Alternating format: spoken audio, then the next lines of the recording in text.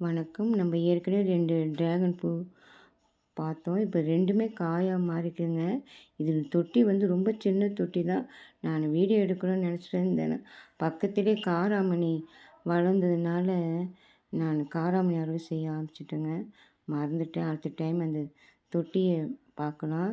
ஏன்னா ரொம்ப சின்ன தொட்டிங்க. இதில் 2 காய் நமக்கு காய் பிடிச்சிருக்குங்க. அடுத்தது வெள்ளரி. இது கொஞ்சம் விட்டதுனால முத்தி போயிடுச்சுங்க. எடுக்க முடியல. இது ஒரு பழ வெள்ளரிங்க. நேற்று பார்க்கும்போது ரொம்ப காயாக இருந்தது.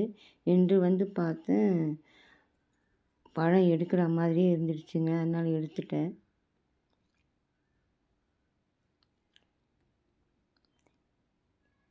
இது பாருங்கள், பப்பாளி மாதிரியே தெரியுது.